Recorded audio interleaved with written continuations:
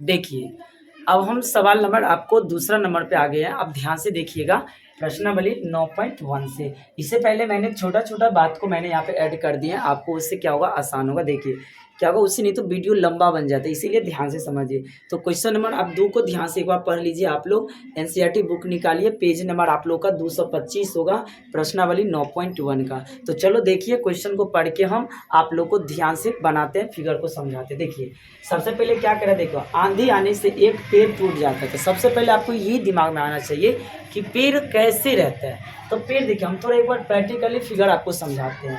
तो आप समझिए कि एक्चुअल में पेड़ कैसे रहते हैं। समझिए, अगर ये पेड़ जमीन पर ऐसे है, सपोज मान लीजिए, तो पेड़ ऐसे जमीन पर है, आप समझिए ऐसे होगा कि नहीं बताइए।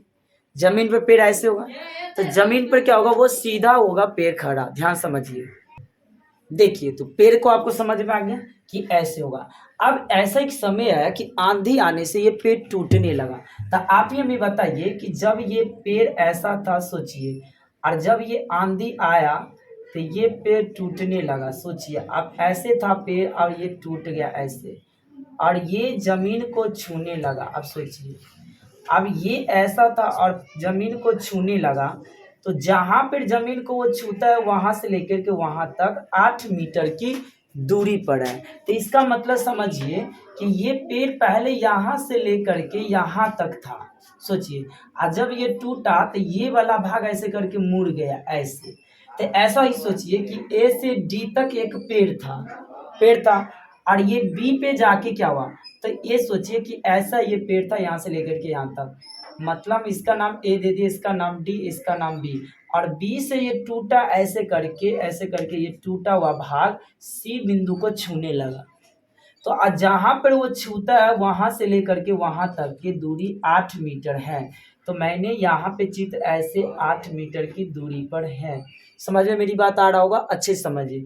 लेकिन इसमें पूछ क्या रहा है आपसे, वो देखिए, ये पूछ रहा है कि इसमें पेड़ की कुल ऊंचाई ज्ञात करिए। तो आप ही हमें बताइए, पेड़ तो यहाँ से यहाँ तक था, लेकिन जब आंधी आया तो ये ऐसे करके मुड़ के ऐसे हो गया। तो इसका मतलब हुआ कि ए से बी तक और बी से सी तक ये अगर टोटल पेड़ की ऊंचाई है कि नहीं, अगर खड़ा करेंगे तो। समझ में मेरी बात आ रहा है ना, अच्छे से समझिए, है ना। तो जब ये पेड़ ऐसे था और जब आंधी आया तो ये ऐसे हो गया। जब ये पेड़ ऐसे करके इसको खड़ा किया जाएगा तो फिर ऐसे होगा ना। तो इसका मतलब पेड़ की ऊंचाई यहाँ से लेके यहाँ तक। समझ में आ रहा है ना आपको। तो इसका मतलब ये हम समझ में आ गया कि पेड़ की ऊंचाई यहाँ से लेके यहाँ तक है। तो आंधी आने से ये टूट के जमीन को छूने लगता है। तो हमें एग्जाम में ऐसे फिगर बनाना है, ऐसे नहीं। ये तो आपको प्रैक्टिकली समझाने के लिए ऐसा बताया गया। तो देखिए, आप ध्यान से, आप ऐसे हमें एग्जाम में ऐसा फिगर हमें चाहिए। तो सबसे पहले देखिए, अगर हमें पेड़ की ऊंचाई ज्ञात करना हो तो सबसे पहले हमें ये बेसिक पता होना चाहिए। लेकिन इसमें एक बात और कहा है कि जहां पर वो जमीन को छूने लगता है वहां पे 30 डिग्री का कोण बनाता है। तो नीचे में बनाता है तो उन्नयन कोण। समझ में आ रहा ना, बेसिक से समझिए। अब हमें इसमें पूछ रहा है पेड़ की ऊंचाई ज्ञात करिए। तो आपको समझ में आ गया कि ए से बी तक और बी से सी तक अगर इन दोनों की जोड़ देंगे तो हमें ए से डी तक की ऊंचाई पता लग जाएगा। तो हमें जो जो इस डायग्राम में किया है फिगर में, उन्हीं चीज को यहाँ पे नोट कर देना है ताकि हमें सवाल में अच्छी परफॉर्मेंस हो। देखिए, तो सबसे पहले हम हल लिख के पहले की तरह देखिए, सबसे पहले क्या क्या किया है इसमें देखिए। माना कि ए डी पेड़ की ऊंचाई है जो मतलब BC, जो BC टूटकर जमीन को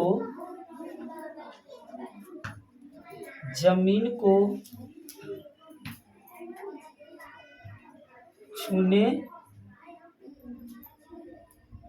लगता है। देखिए, बहुत आसान भाषा में लिखे, आप ध्यान से समझिए। आपको पता होगा, देखिए गणित में स्पष्ट कह रहा है ना, तो वो जमीन को छूने लगता है, पेड़ का शिखर जमीन को छूता है। इसका मतलब BC, ये BC वाला जो भाग है ये टूटकर जमीन को छूने लगता है। तो जब ये छूने लगता है तो आपको पता लग ही गया होगा कि आप यहाँ से देखिए, अब AC कितना दिया आपको, 8 मीटर, और यहाँ पर देखिए वो कोण बन रहा है ना, देखिए ए सी बी या बी सी ए, इसको लिख दीजिए ए सी बी। जहाँ पे कोण बने ना उसको बीच में देना है, बीच में। कितना डिग्री है? 30 डिग्री है।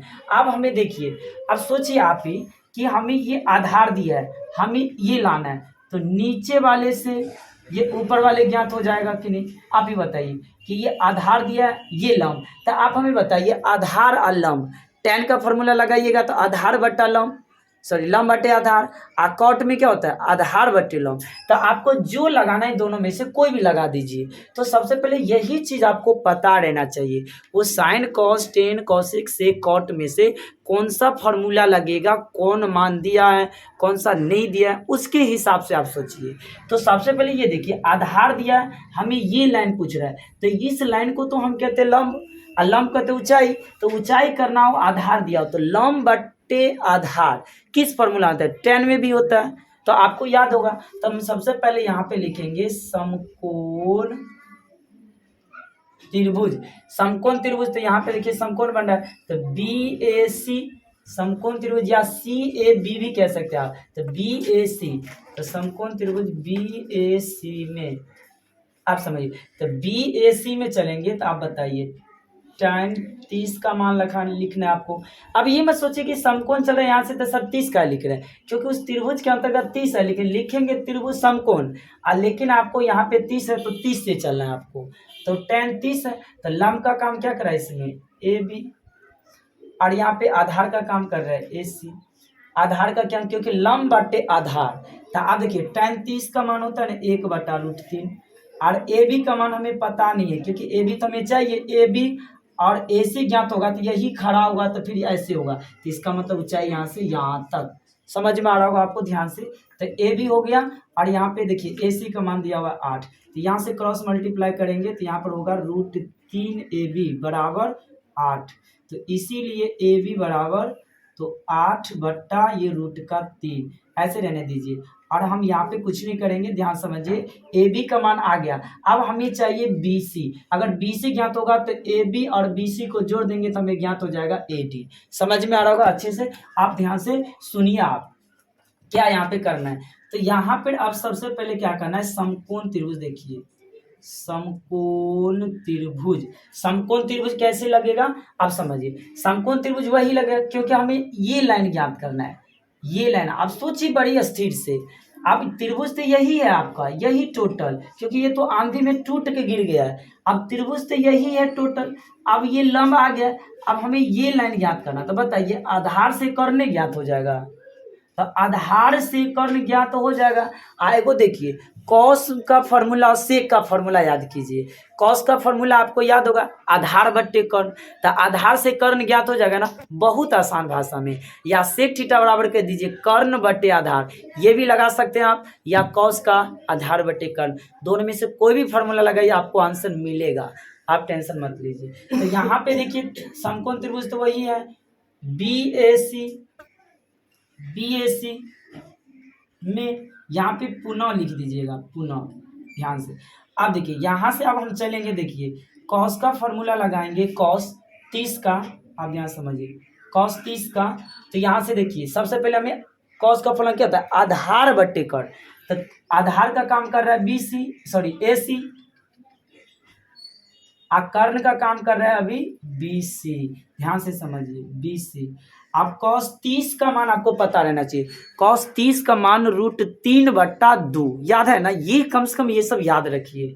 cos 30 का मान √3/2 बराबर AC का मान देखिए कितना है 8, BC तो हमें ज्ञात ही करना है, BC तो रखिए BC। अब नीचे दिखने में दिक्कत होगा, चलिए इधर बनाते हैं, आपको ध्यान से सुनिएगा, समझ में आ रहा है। देखिए अब यहाँ से क्रॉस मल्टीप्लाई होगा √3 को BC से, तो ये √3 BC होगा बराबर, और 2 को 8 से होगा तो 8 दूनी 16, इसीलिए BC बराबर तो 16 बट्टा और ये √3 आ जाएगा नीचे। तो आप बताइए AB ज्ञात हो गया, BC ज्ञात हो गया, हमें चाहिए AD। तो आप ही बताइए कि BC ये पेड़ आंधी में टूटा हुआ था, तो इसको हम खड़ा करेंगे तो यहाँ पर आएगा, तो इसका मतलब हुआ कि हमें पेड़ की ऊंचाई चाहिए, तो हम लिख देंगे, देखिए यहाँ पे लिखेंगे, देखिए क्या लिखना है, अतः पेड़ की ऊंचाई, क्या ज्ञात करना है, पेड़ की ऊंचाई। तो पेड़ की ऊंचाई हो गया ए से डी तक, तो आप लिखिए ए डी बराबर, ध्यान से समझ में आ रहा होगा, ए डी बराबर, तो ए डी बराबर क्या क्या होगा, ए बी प्लस, क्योंकि ए बी और ये पेड़ था टूटा हुआ, तो बी सी, तो लिखिए बी सी। तो ए बी का मान कितना है, देखिए ए बी अभी निकाले थे, ए बी 8/√3, तो ए बी के जगह पर रखिए 8/√3 प्लस बी सी कितना निकाले, देखिए बी सी 16/√3, 16/√3।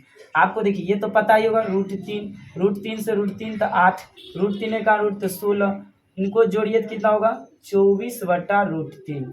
अब √3 है तो आपको पता ही होगा परिमेयकरण, तो परिमेयकरण करेंगे तो √3 ऊपर और नीचे √3, तो यहाँ से कितना आ जाएगा 24√3 अब बट्टा, क्योंकि इसको दूगो √3 है तो एगो 3, 3 का 3 और 3 के 24, ये क्या आ गया 8√3, और ये हम क्या लिखेंगे मीटर में, तो कितना आ गया 8√3 मीटर, क्योंकि ये एक मान था मीटर में, तो हमें पेड़ की ऊंचाई कह रहा था 8√3 मीटर, ये हो गया आपका आंसर। तो आप हमें बताइए कैसा लगा आपको ये वीडियो, अगर आपको अच्छे लगे तो आप हमें जरूर कमेंट सेक्शन में बताइए। इसी के साथ thank you, have a nice day.